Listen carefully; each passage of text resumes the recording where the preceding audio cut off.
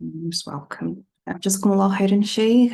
Thank you so much for coming today and speaking to us. We do have a few questions, inshallah. I'm just going to read out a couple of the ones that the sisters have mentioned on here. Let's see. The rest of the sisters, if you have questions for the Shaykh you want to ask directly, inshallah, raise your hands so we can quickly go through those as well. Okay, so the first question we have is one of the sisters asking, for those people who have been heartbroken or have suffered so much in life, if we want to give them words of hope or make dua for them, what is the best dua to make for them? So this has nothing to do with linked with the fast. I would prefer the fasting question to come priority. But anyway, so regarding the dua, there's no such thing for everything that there is a specific dua. Yes, there is, but not everything. So for a person who's got illness, the illness person, so you could say, لا بأس طهور إن شاء الله. Or اللهم اشفي لك اشفي عبدك. Oh Lord, cure your slave. يمشي لك في صلاة أو ينكأ لك عدوا. He will walk for you for a prayer, or he will be there to defeat an enemy for you. So that's a dua for the person. So any person who is in such situation, any dua that would comfort him, there is no specific dua from the Prophet, like for a person who's blind, a person who's deaf, a person who's got heartbreak. There's no such thing. In general, if you are ill, that's the quotation I've quoted for you. That is to ask Allah Azza wa Jal to remove his illness. And أخواني, يعني Allah, he said in the ayah, الذين جاءوا من بعدهم والذين جاءوا من بعدهم يقولون ربنا اغفر لنا ولإخواننا الذين سبقونا بالإيمان ولا تجعل في قلوبنا غلا للذين آمنوا. Do not put into our hearts any hatred to our brothers. The more or the less hatred in your heart, the less malice and envy, the better you're going to be to your brother. And you consider yourself as a brother, as a blood brother. So whatever he needs, you are there to comfort him, to be there for him, to help him. That is a dua in itself, okay? And remember, Allah Azza wa Jal has a hikmah for that person to be in such a situation, and made you as well in a hikmah to be in such a situation. And we ask Allah Azza wa Jal to give us the best. Remember the companions, what they used to do. When they were ill, they used to ask Allah the following dua. Oh Lord, we ask you to increase our reward, but with the same time to decrease our pain. So just to decrease the pain that we got, but do not decrease the reward. Keep the reward the same, oh Lord, but decrease the pain. So no problem to ask for the pain to be decreased. Now. So the same sister has actually sent a follow-up question regarding fasting. She's mentioned she has a chronic illness, stage 3 endometriosis, and she's recently been diagnosed. She gets a lot of pain once a month. However, sometimes when she's not in month and she seems okay, should she fast? Right. So that depends upon the doctor. So if the doctor said there's no problem to fast during those days in the month of Ramadan, where it will not be fatal for her, it will not affect her health, it will not increase her illness, then she's allowed to fast. If he said to her, no, you're not allowed to fast because it's going to increase your pain, it's going to be putting you into jeopardy, then she's not allowed to fast.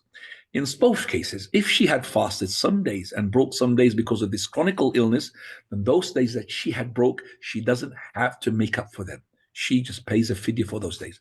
The ones she fasted is already accepted. So she fasts 10 days, she broke 20 days, 20 days she will feed 20 poor people. By the way, the fidya is feeding a poor person, a meal.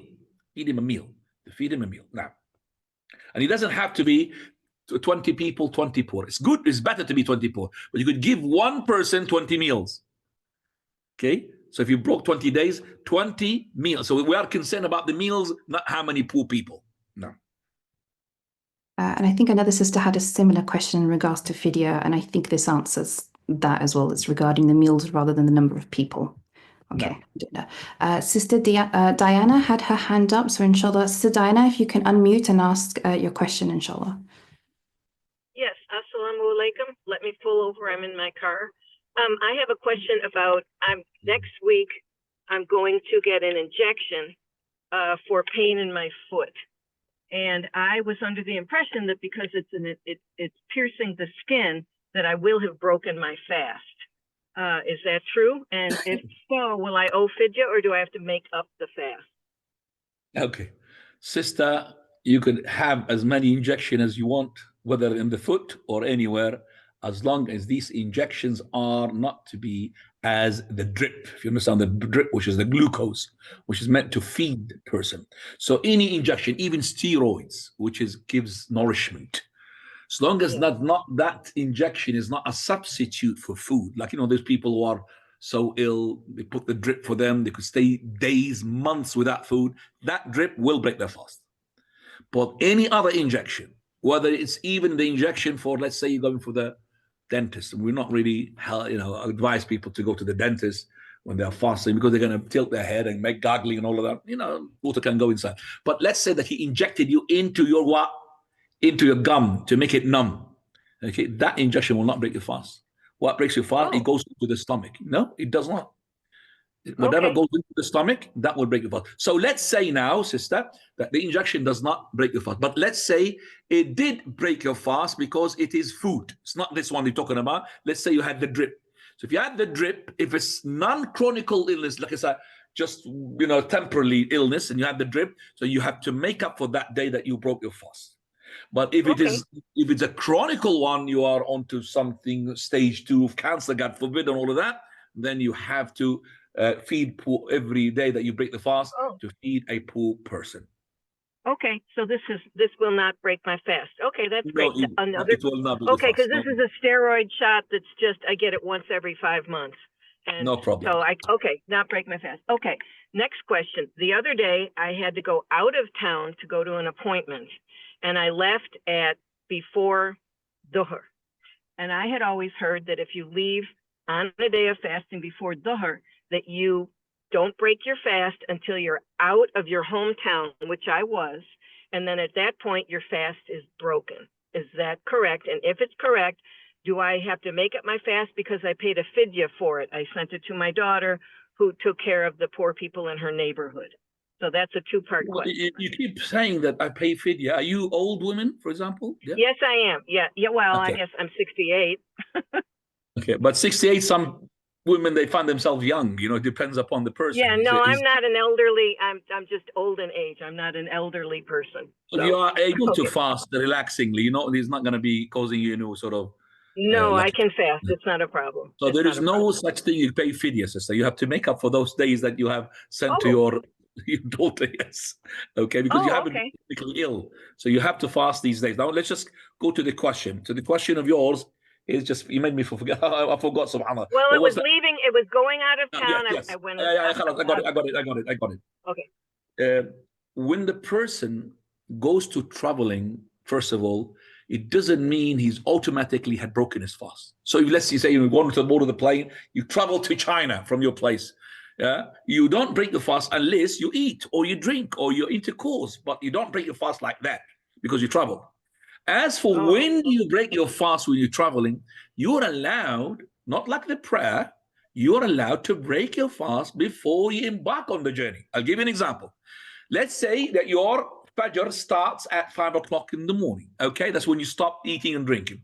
And you've got a flight at 2 o'clock in the afternoon. Your Maghrib, which you break the fast, is about 7 o'clock in the evening. You're allowed not to fast from the beginning.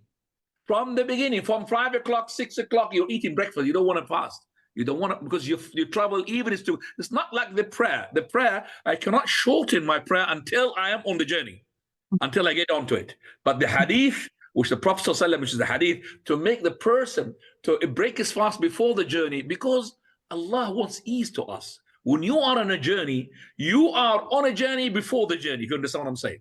So when you are at 2 o'clock afternoon, you're traveling to China on a journey, for example, you are already preparing yourself the night before, and you are busy and dizzy and all of that. So Allah gave you the concession not even to wait until the time of the journey to break your fast. So you could just break the fast from the beginning, and maybe your flight would be cancelled. It doesn't matter. I have made, which is correct. So on the other days after Ramadan, once you're ready, then you make up for that day, but you don't pay fidya, because as I said, 68, and you think that you are not elderly, as I said, and so you don't feel okay, it's not going to be harmful to fast for you, then you must fast, inshallah. Right. I think there's 2 more questions. One sister. Me, I'm okay. I've got nothing. If they got nothing, let them ask. Go ahead. Inshallah. One sister just asked a follow-up question in regards to paying fidya. She said, when you mentioned feed the poor, do they have to be Muslim or can they be any poor person? Well done question. It has to be a Muslim. It has to be a Muslim. Feeding a poor person, it has to be a Muslim. A Muslim who knows what is this fidya. So you're paying him fidya. It has to be poor, it has to be Muslim. Very good question. But when you give sadaqah in general, the sadaqah can be given to poor. Not the zakah. The zakah in one category can be given to the non-Muslim. And that is a person whom you hope is going to become a Muslim. Okay? Al-mu'allafa qulubuhum, the one who's been reconciled their heart. So he's a non-Muslim, you want to bring him to Islam, you are allowed to give him the zakah. But sadaqah, you're allowed. The mother of Asma radiallahu anha, she came to the Prophet, her name is Qatila. Qila, sorry. She came to the Prophet, she came to her daughter in Medina. She was in Mecca. She's a kafir. She came to her mother, daughter Asma, and she asked for money, for sadaqah. So she came to ask the Prophet, Messenger of Allah, my mother, she's asking me for sila. Shall I give her? He said, yes, give her. So sadaqah even to the non-Muslim here, which is the mother of Asma. Now. Okay, I think this is the last question I have. Sister is asking, since Ramadan is the month of the Quran, I want to continue reading Quran every day, but when I'm on my menses, I have been told I cannot recite the Quran when my lips move. I can do it without lips moving or something like that. You know, this is what really makes me some sort of annoyed when I hear some people like this putting people off from the Quran. Aisha radiallahu anha, she said, كان رسول الله صلى الله عليه وسلم يذكر الله على كل أحواله. Prophet of Allah is to make dhikr of Allah on all his circumstances, regardless of what his circumstances are. Whether he's on janaba, not on janaba, he will recite the Quran. The women on their menses, there is no such thing that can't recite the Quran. The difference amongst them is to touch the Quran. Touching the Quran is different. For me, if you ask me, I would say go to the scholars who say because the menses is not in her hand, not like one like on janaba. On janaba, go and have a ghusl before you touch the Quran. But on the menses, it's from Allah. Some women, their menses is about 20 days. I know that. So you wanted to not to touch the Quran for 20 days? It's impossible. She'll lose the Quran. If she hafidh, she'll lose her hafidh. She'll lose her hafidh. So she has to be in contact with the Quran. She could touch the Quran. She doesn't have to put the gloves or to use it with a stick. You have fatwa like this. There's no such thing. Because her menses is not in her hand. But if she is on janaba, she must go and remove the janaba and touch the Quran. By the way, the mobile, if you have Quran on it, it's not a Quran, it's still a mobile. So you could flick the page, no problem. Menses or no menses, no, don't worry about that. Menses, no menses, janaba, no janaba, that's not a Quran. That's a mobile. Quran is like this, a mushaf, like that. That's a mushaf. Now, so for the sister, please recite as much as your Quran while you're on menses, because you do dhikr of Allah. Quran is dhikr of Allah. Are you telling me in your menses you don't go to the dhikr of Allah when you go to bed, when you sleep? That's dhikr of Allah. Quran is dhikr of Allah. So you have to say dhikr of Allah even in your menses. And those people giving you this fatwa, Allah al-Musta'an. Allah al-Musta'an. Now. Sister Naima had her hand up. Sister Naima, would you like to unmute and inshallah ask your question? Sure. Okay, before Naima, Sister Naima, before you ask the question, I would like you to remove that image that you put in there. That image is not correct. I mean, I would like to see you. It's better than to see an image like this, because this image is, you know, it's like an image of, doesn't represent you, by the way. You are much better than this. Inshallah. Yes, I will. Because I'm working, I'm not able to come on camera and give you my full attention, but I'll change this in the future, inshallah. I sure will. Shukran for telling me that. What I wanted to ask is, I'm not sure if you asked it already, I may have gotten really busy, but if a sister wasn't able to fast the previous year of Ramadan and they have to feed the people, right? Does it have to be the exact 30 or 29? And let's just say she shared, like her and her sister are making up the days and they both cook and bring the food. Now we have to figure out, you know, how many people are fed. Am I making sense with the question? Like maybe I don't know, but I'm going to give you the answer. And I'm going to ask you the same question. Did my answer make sense to you, inshallah? Okay, so you have days from the Ramadan, the previous. You didn't mention why. It has to be either because of breastfeeding or breastfeeding. Okay, breastfeeding. So then you broke the fast and you want to pay fidya. You have to pay the fidya. It's a very good thing that you reminded me before the following Ramadan. You can't wait for another Ramadan. Otherwise, you'll be sinned. Some scholars, there'll be a kafara, a penalty to be paid. There's no proof for that. But you'll be sinned, but you have to do it. So when you have Ramadan, whether it is paying fidya or making up the actual day, like a person who is non-chronically ill or somebody who's traveling, he has to do it before the coming Ramadan. Otherwise, you're going to be sinned. You can't postpone it for another Ramadan. Okay? So this sister, she's saying that I've got Ramadan. The Ramadan is 29 or 30 days. You have to know how many days the Ramadan that you have missed. Is it 29 or 30 days? But if you want to be extra sure, you could give for 30 meals. So when you give the 30 meals, you give the minimum 30. It doesn't matter 35, 40, the meals. You could invite, let's say, 3, 4 families. Some of the families, like, mashallah, they got lots of members. Like, for example, Jordanian families, Somali families, you got about 3, 4 wives. One family could give you 50 people, mashallah. So you could give them food to everybody. You have made for 2 Ramadans, never mind 1 Ramadan. So, it's very easy these days to find a way through this, alhamdulillah, Naima. Okay? Okay. Does that make sense, the answer? That does. So I want to know if I tell her, do I say to her because she didn't make it up before the Ramadan? Like, is it not, can she still feed the people? Ooh, Well, she hasn't done it from last Ramadan. She should have done it before. Maybe she's ignorant. If she's ignorant, don't worry. She's still nursing. She's still nursing, but she's fasting anyway. But she's fasting while she's nursing. Okay. For the Ramadan that she had missed the day, she has to feed the poor people according to the number of the days that she broke. Okay? Okay. I'll tell her that. Jazakallah khair. Yeah. Okay. Okay, Ahinna. You have Asma as well here. Asma D. Let's go ahead to Asma. You can unmute. Assalamu alaikum. Sorry, 1 second. I forgot my question.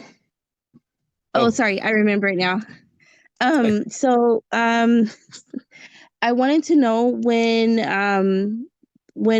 people are fasting, like for the women, they are fasting and then they get their menses. If we have to make up the days that we miss from fasting before we fast the 6 days of Shawwal, do you have to complete the Ramadan and make those days up first? Or can you do the 6 days of Shawwal and make up the days that you miss from fasting later on in the year? Excellent, Asma. Very good question. Right. Prophet ﷺ said, he who fasts Ramadan and follows it up with 6 days of Shawwal is like he fasted the entire year. That's the reward. So now this person who had menses or had traveled or he had non-chronic illness and he broke some days and he wants to make up for those days and this Shawwal, 6 days Shawwal. Shawwal is the following month straight away. So should he start with the days of Shawwal? Should he start with the days of the obligatory? Should he combine the days of obligatory and plus with it the voluntary, which is the 6 days of Shawwal?